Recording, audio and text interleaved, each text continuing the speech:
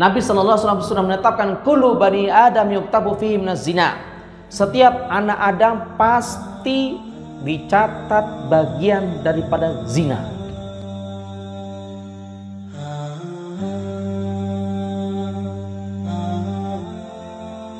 Assalamualaikum warahmatullahi wabarakatuh. Alhamdulillah, salatu wassalamu ala Rasulillah wa ala alihi wa sahbihi wa man walah, amma ba'd. Allahumma la sahla illa ma ja'altahu sahla wa anta taj'alul hazna idza syi'ta sahla. Alhamdulillah, kita bersyukur kepada Allah Subhanahu wa taala atas nikmat yang Allah berikan kepada kita semua, sehingga pada pagi hari ini bisa dibesarin lagi enggak? Pada pagi hari ini kita bisa melaksanakan satu kewajiban kita, yaitu thalabul ilmi syar'i. Mudah-mudahan di bulan yang suci ini,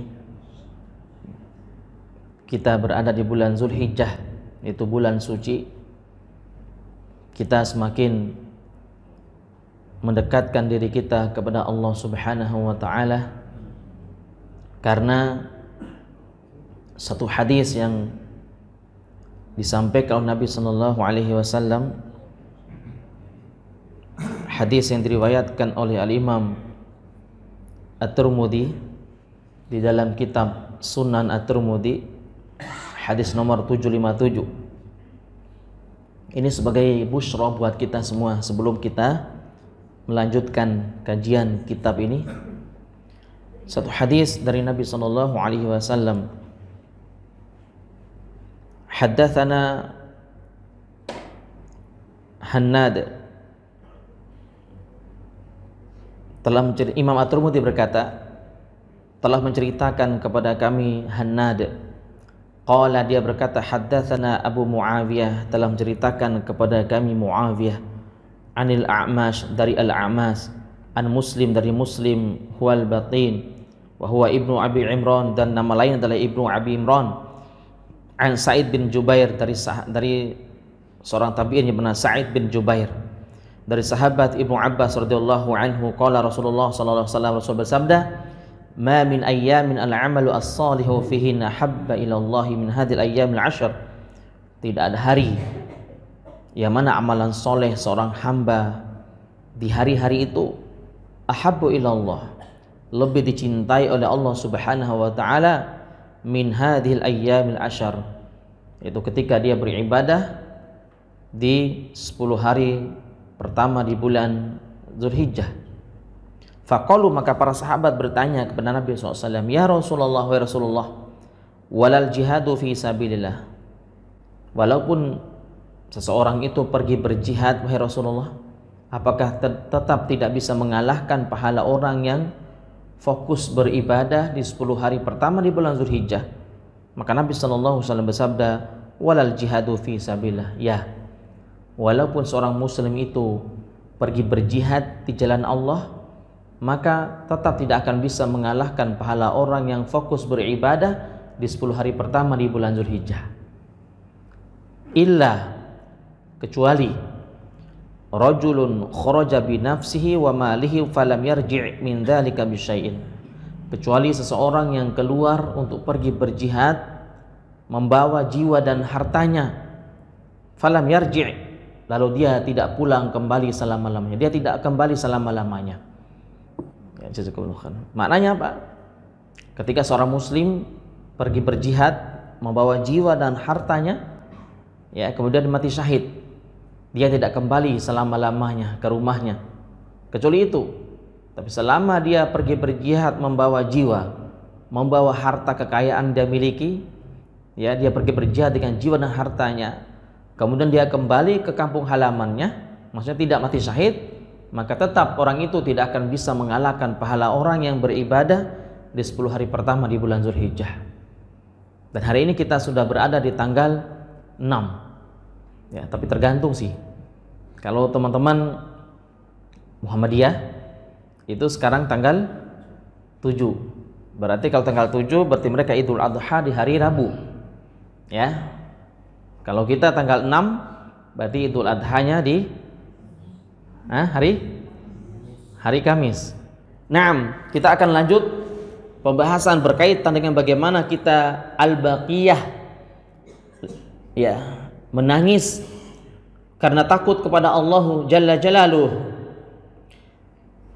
Kita masuk ke dalil-dalil yang berikutnya di halaman 467 di kitabnya Surah Az-Zumar ayat 53. Allah Subhanahu wa taala berfirman, "Qul ya ibadiyalladzina asrafu ala anfusihim la taqnatu min rahmatillah innallaha yaghfiru dzunuba jami'a innahu huwal ghafurur rahim."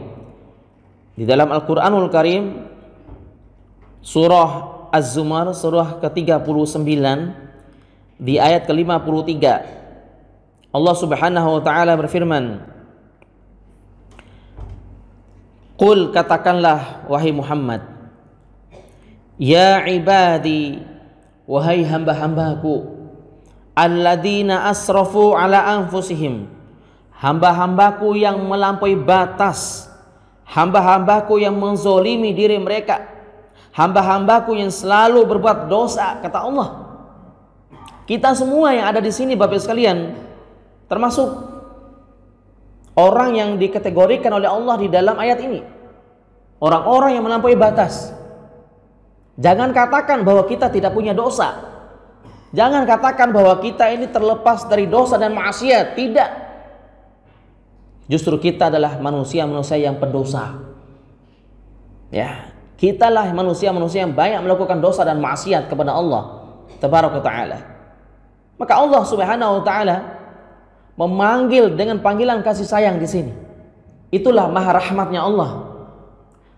Allah memanggil kita yang banyak melakukan dosa, bahkan Allah katakan alladzina asrafu ala anfusihim, mereka yang melampaui batas terhadap diri mereka sendiri. Itu Allah masih memanggil dengan kalimat ya ibadi, wahai hamba-hambaku. Allahu Akbar, maha rahmatnya Allah. Ya, Allah tidak mengatakan ya ayyuhal mudrimun, ya ayyuhal zalimun. Tidak, wahai orang-orang yang zalim. Allah tidak menyebutkan seperti itu, Pak. Ya, wahai orang-orang yang pelaku kezaliman semua, Allah tidak menyebutkan seperti itu. Tapi yang Allah sebutkan apa? Ya ibadi. Ini ayat surah Az-Zumar ayat 53 ini sebagai kabar gembira bagi para pelaku dosa besar. Termasuk kita ini. Ya. Kita adalah para pelaku dosa semua. Cuman tingkatan dosa kita berbeda, Pak. Ada mungkin di antara kita yang dosanya subhanallah dosa besar. Mungkin ada di antara kita dosanya dosa kecil, ya, atau dosa syirik, wa na'iyatu billah. Ya. Maka Allah Subhanahu wa taala memanggil dengan kalimat ya ibadiyalladzina asrafu ala anfusihim, wahai hamba-hambaku yang melampaui batas terhadap diri mereka sendiri, la taqnatu mir rahmatillah, janganlah kalian semua berputus asa dari rahmat Allah Subhanahu wa taala. Janganlah kalian berputus asa dari rahmat Allah. Kenapa? Innallaha yaghfiru dzunuba jami'a, karena sesungguhnya Allah mengampuni semua dosa-dosa kalian itu loh. Allah ampuni dosa-dosa kalian. Maka Allah mengampuni dosa kita itu dengan rahmat Allah. Coba kita lihat, kita hayati baik-baik Bapak Ibu sekalian. Pertama, kalimat alladzina asrafu ala anfusihim ini adalah dosa. Kalau disebutkan asrafu ini bermakna dosa-dosa besar, Pak. Kalau Allah menyebutkan kalimat asraf, yaitu asrafu, itu bermakna dosa-dosa besar. Karena tidak dikatakan melampaui batas kalau hanya sekedar melakukan dosa kecil, Pak. Contoh dosa kecil apa itu kira-kira? Apa dosa kecil, Pak? Contohnya? Hah? Apa? Ibu-ibu. Nah, ibu-ibu nih. Ibu-ibu kan rajin mengaji itu. Sampai Allah menurunkan surat An-Nisa. Berarti orang-orang yang suka ngaji gitu. Nggak ada surat Rijal, Pak, nggak ada. Apa contoh dosa kecil, Ibu? Mencuri. Iya, mencuri itu dosa besar banget. Dosa besar, Bu. Berbohong. Rasulullah sallallahu bersabda, "Iyyakum wal kadhiba fa innal kadhiba yahdi ilal fujur wa innal fujura yahdi ilan nar." Jauhilah oleh kalian berbohong, berdusta, karena berdusta itu adalah bagian daripada dosa besar, dan dosa besar akan mengarahkan kepada neraka. Tuh. Jadi berbohong adalah dosa besar. Bahkan orang yang berdusta ketika sedang berpuasa, puasanya sah tapi tidak mendapatkan pahala dari puasanya. Berarti dosa besar. Apa contohnya lagi apa? Ghibah. Dosa ghibah itu lebih besar daripada seorang anak yang berzina dengan ibu kandungnya. Imam Baihaqi meriwayat dalam kitab Syu'abul Iman. Wah, ini saya ditantang nih. Maaf bercanda. Jadi Imam Baihaqi meriwayat dalam kitab Syu'abul Iman. Nabi SAW bersabda, "Ar-riba 73 baban ahwanuha karrajuli yunkihu ummah." Riba, dosa riba, RIBA, riba, rentenir, lain sebagainya. Dosa riba itu ada 73 pintu. Maka dosa riba yang paling ringan adalah ketika seorang anak yang berzina dengan ibu kandungnya berkali-kali, itu paling ringan. Dan ada pun riba yang paling besar adalah ketika seseorang yang menjatuhkan kehormatan saudara sama muslim yang lainnya. Ghibah termasuk menjatuhkan kehormatan orang lain. Maka ghibah lebih besar daripada dosa zina. Apalagi bingung kan? Ria itu lebih besar daripada semua dosa besar. Salah lagi kan gitu. Ya, saya sampaikan Bapak Ibu sekalian. Ria, tahu ria kan? Kalau lagi sholat, memperbagus bacaan, melamakan berdiri. Kenapa? Karena dilihat oleh calon mertuanya. Ini misal ya. Nah, ini dosa ria lebih besar daripada semua dosa-dosa besar. Benar, Pak? Dosa ria lebih besar daripada semua dosa besar yang ada. Kenapa? Karena dosa besar tidak menghilangkan amalan soleh, sementara ria menghilangkan amalan soleh, karena termasuk perbuatan syirik. Iya, makan sambil berdiri kata Bapak tadi, Masya Allah. Makan sambil berdiri adalah hukumnya makruh, nggak sampai ke dosa. Dibenci oleh Allah dan Rasulnya.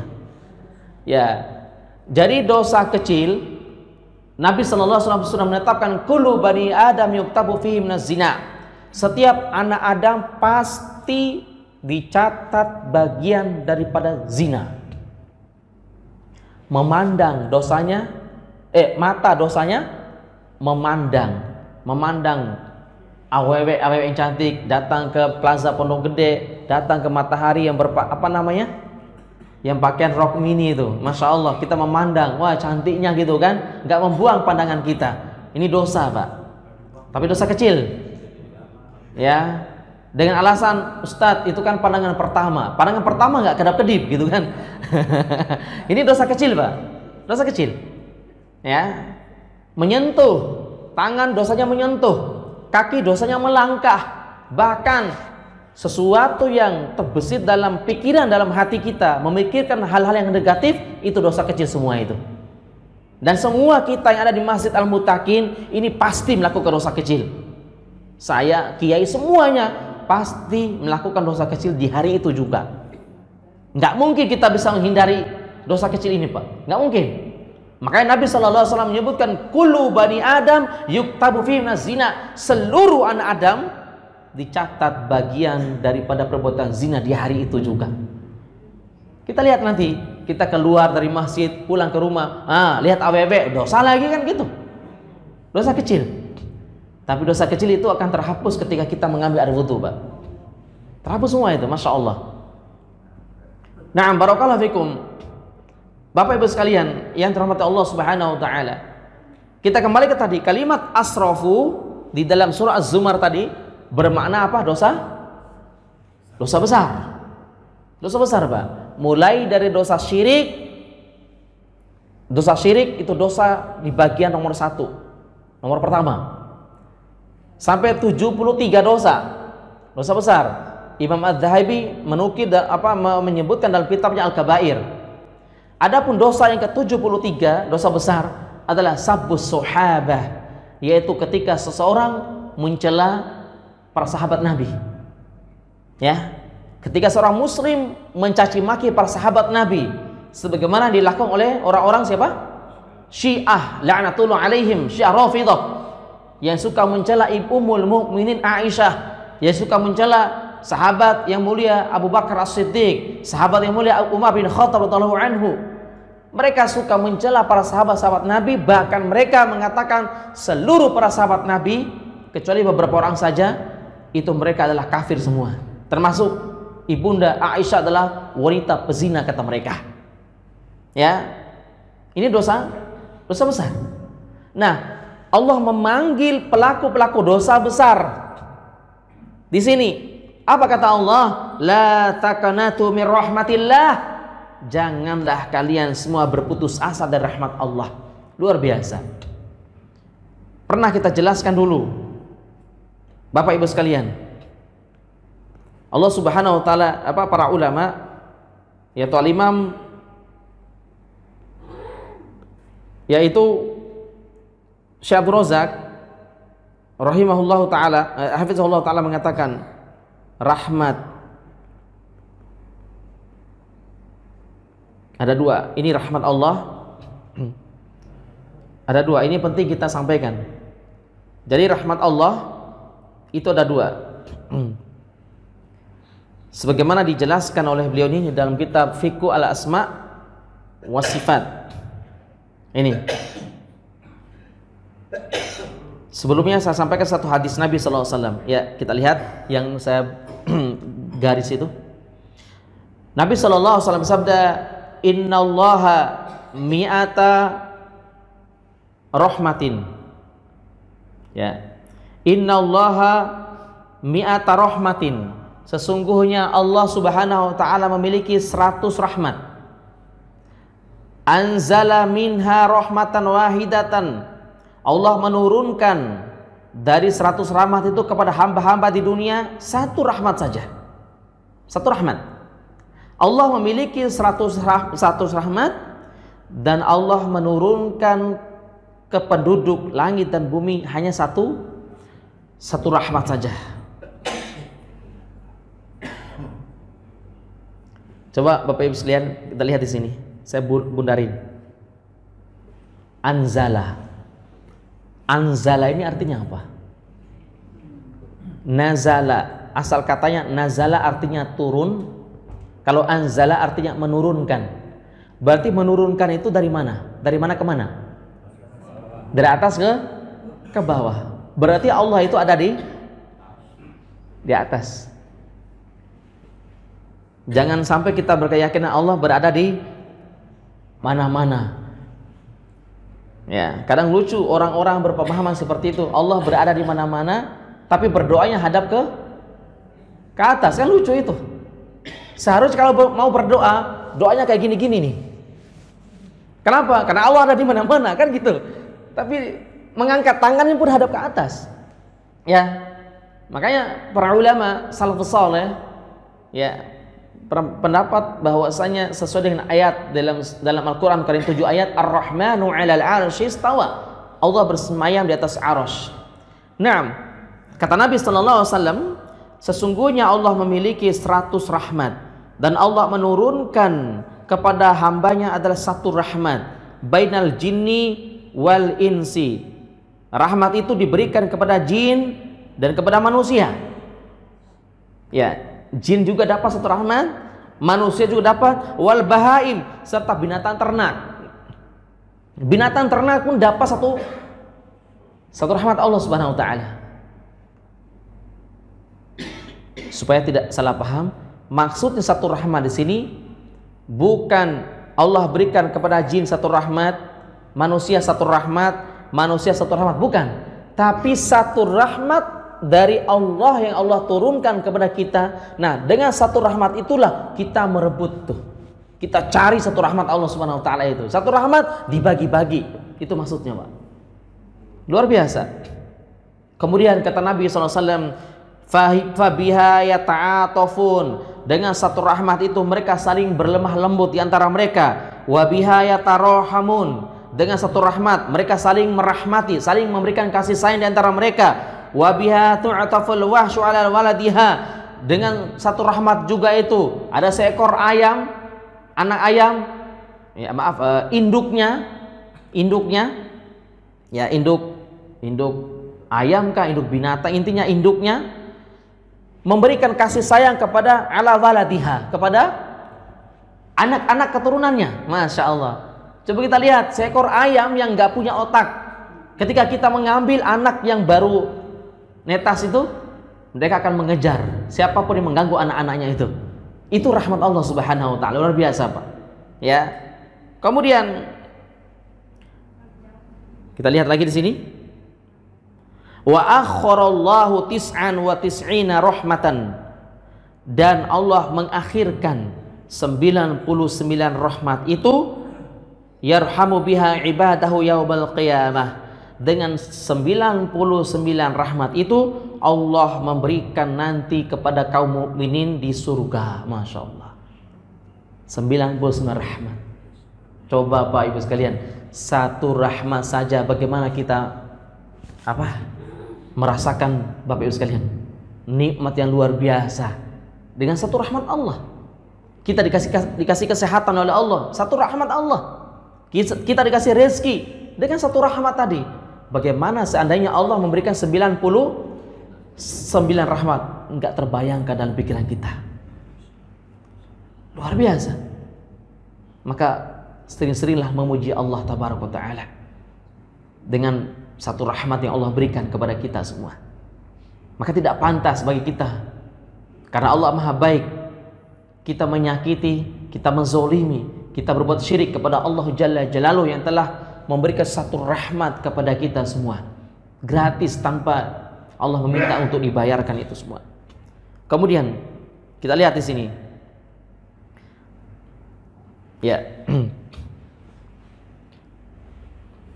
wa yambagi ayya'lama huna anna rahmata al-mudhafata ila Allahi naw'an, dan wajib bagi seorang untuk mengetahui bahwasanya Allah Tabaraka Ta'ala memiliki rahmat, dan rahmat Allah dibagi menjadi dua, kata para ulama.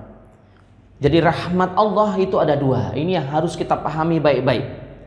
Yang pertama adalah rahmatun amatun, rahmat Allah secara umum. Ini pertama, rahmat Allah secara umum yang Allah berikan kepada kita secara umum. Wahia allati qoronaha bil ilmi fi qouli ta'ala rabbana wasi'ata kulla syai'ir rahmatan wa ilma fa kullu syai'in wasalahu ilmuhu wa huwa wasilun li kulli syai'in fa inna rahmatahu wasalat ilaih lianna Allah qarana hadhihi rahmata bihi wa hiya rahmatul lati tashmalu jami'al makhluqati hatta al-kuffar wa hiya rahmatun jasadiyatun badaniyatun. Masya Allah. Jadi rahmat secara umum ini Allah Tabaraka Ta'ala berikan kepada seluruh makhluk-makhluk Allah, Pak Ibu sekalian. Seluruh makhluk Allah, Allah berikan kepada Allah berikan rahmat kepada seluruh makhluk, baik itu kafir maupun muslim, atau baik kepada seorang muslim maupun orang kafir. Dan rahmat secara umum ini meliputi rahmatun jasadiyatun. Rahmat apa jasadiyah? Kesehatan. Rahmat kesehatan. Allah memberikan kesehatan. Yang sehat bukan hanya orang-orang Islam, Pak. Orang kafir lebih sehat daripada kita juga, gitu kan? Kemudian apalagi? Berupa ilmu. Allah berikan rahmat berupa ilmu. Orang-orang kafir juga pintar-pintar, Pak. Buktinya ini, yang membuat HP apa? iPhone ini orang Islam enggak, Pak? Orang kafir ini, yang bikin ini orang kafir nih. Ya, masya Allah. Nah, termasuk yang bikin ini orang kafir semua. Ya, Allah berikan rahmat kepada mereka. Tapi rahmat secara apa? Secara umum. Kemudian termasuk bit'am wasyarab wal libas wal maskan, termasuk apa? Makanan, minuman, pakaian dan tempat tinggal. Ini rahmat Allah tabaraka wa taala. Tapi rahmat secara apa? Secara umum. Yang kedua, warahmatun khassatun, rahmat Allah secara khusus. Nah, ini kata para ulama, wahiya allati khassa biha ibadahul mu'minin.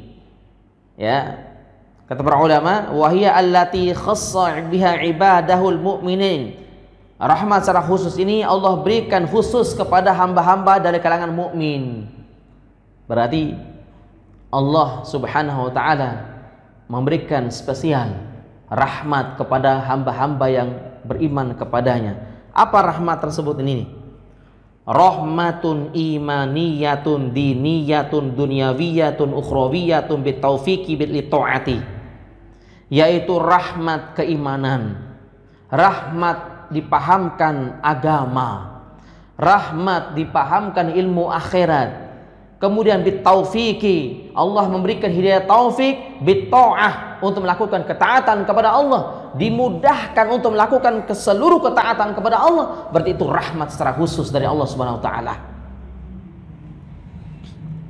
Termasuk kita kembali ke pembahasan kita tadi di dalam surah Az-Zumar, ya, di ayat yang ke-53, termasuk rahmat apa?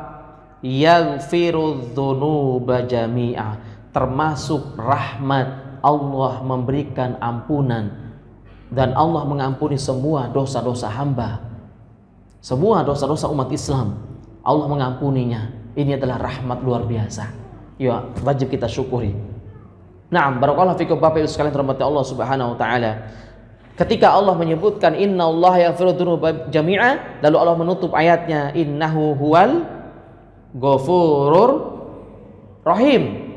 Sesungguhnya Allah Maha Pengampun dan Maha Penyayang. Kemudian di ayat 54, wa anibu ila rabbikum wa aslimulah. Bapak Ibu sekalian, Allah Subhanahu wa taala berfirman, wa anibu ila rabbikum, dan kembalilah kalian semua kepada Allah. Kembalilah yang dimaksud adalah apa? Taubat. Bertobatlah kalian semua kepada Allah. Setelah kita bertobat, apa perintah yang kedua? Wa aslimu lahu, dan tunduklah terhadap syariat-syariat Allah kepada kalian semua. Setelah kita bertobat dari dosa tadi, maka tunduk terhadap syariat Allah. Maksudnya apa? Jangan kembali lagi kepada dosa yang pernah kalian lakukan. Ya, ini dua perintah dalam satu ayat. Perintah untuk bertobat dan perintah untuk aslam, tunduk. Berarti tidak cukup hanya sekedar bertobat, karena banyak orang bertobat tapi besoknya kembali lagi kepada perbuatan masa silam, perbuatan masa lalu. Itu tidak benar, Pak. Maka jangan seperti orang yang makan sambal, sudah tahu pedas tapi masih mau makan. Ya, wah pedas banget nih sambal, tapi enak kan gitu. Jangan seperti mereka yang taubat sambal. Maka taubat harus benar-benar disesalin, harus benar-benar apa? Kita berazam bahwa kita tidak akan pernah mengulangi kembali perbuatan yang pernah kita lakukan. Kemudian yang ayat yang berikutnya surah Ar-Rahman 46. Allah Subhanahu wa taala berfirman di dalam surah Ar-Rahman ayat 46. Surat berapa? 55 ya. Ayat 46. Bapak Ibu sekalian lihat di layar. Allah berfirman, a'udzubillahi minasyaitonir rajim. Waliman khafa. Ini Allah Subhanahu wa taala memberikan berjanji kepada seorang muslim yang selalu takut kepada Allah. Apa kata Allah? Waliman khafah, bagi hamba-hambaku yang takut akan kebesaran Allah, maqama rabbih, ya, yang takut akan kebesaran Allah, jannatan, memiliki dua surga. Memiliki dua surga. Sebagian ulama tafsir menafsirkan dua surga di sini adalah satu surga diperuntukkan bagi manusia, bagi orang beriman, dan satu surga diperuntukkan bagi jin yang muslim. Bagi jin yang muslim, Pak. Berarti surga manusia dengan surganya jin itu dipisahkan. Tidak disamakan. Kalau disamakan, nanti khawatir kita pada kabur lari. Ya kan? Ya, melihat jin gitu kan. Masya Allah. Makanya sebagian ulama menafsirkan waliman khofa maqama rabbih jannatan, bagi mereka yang takut kepada Allah, mereka memiliki dua surga. Itu maksudnya adalah surga yang pertama adalah untuk manusia, untuk kita insya Allah, dan surga yang kedua adalah untuk para jin-jin yang muslim. Ya, kenapa? Karena hamba Allah yang diberikan mukallaf, yang dibebani sebuah hukum, itu adalah hanyalah manusia dan apa? Dan jin. Dan mereka pun akan disediakan dua surga. Seperti itu, Pak. Ini dalilnya jelas. Ya. Kemudian pembahasan ini terakhir sebagai penutup dari pembahasan kita di dalam pembahasan ini. Dari Allah Subhanahu wa taala menutup ayatnya dengan surah An-Nazi'at 40 sampai 41. Allah berfirman, "Wa amma man khafa maqama rabbih wa nahan nafsa 'anil hawa fa innal jannata hiyal ma'wa." Surah An-Nazi'at 40 dan 41. Wa amma man khafa maqama rabbih, dan adapun hamba-hambaku yang takut akan kebesaran Allah, wa nahan nafsa 'anil hawa, dan mereka yang selalu berusaha untuk menundukkan hawa nafsu mereka. Coba, Pak. Allah menggandengkan kalimat apa? Takut kepada Allah, dan yang kedua adalah hawa nafsu. Nih, digandengkan. Ini sebagai renungan untuk kita semua. Yang menyebabkan seorang itu tidak takut kepada Allah, itu karena dia mendahulukan apa? Hawa nafsunya. Seperti itu, Pak. Sebaliknya, jika dia bisa menundukkan hawa nafsunya, maka akan melahirkan rasa takut, khusyahnya kepada Allah Tabaraka wa Ta'ala. Kalau orang itu sudah menuhankan hawa nafsunya, sudah mendahulukan hawa nafsunya, dia tidak akan lagi ada rasa takut kepada Allah, sehingga dengan mudahnya dia melakukan dosa dan maksiat kepada Allah Tabaraka wa Ta'ala. Dengan gampangnya dia berbuat dosa, dengan gampangnya dia terjerumus ke dalam perbuatan dosa-dosa besar. Nauzubillah min dzalik. Maka Allah menggandengkan antara takut dengan hawa nafsu. Ini bermakna Allah memerintahkan kita untuk selalu berjihad melawan hawa nafsu kita. Karena ini bentuk ketakwaan kita kepada Allah adalah dengan berjihad melawan hawa nafsu. Karena jihad itu bukan hanya mengangkat senjata, tapi jihad yang paling besar untuk saat ini adalah apa? Jihad melawan hawa nafsu kita, Pak. Karena tidak akan mungkin kita bisa mengangkat senjata untuk melawan orang-orang kafir itu sampai kita bisa melawan hawa nafsu kita sendiri. Ya.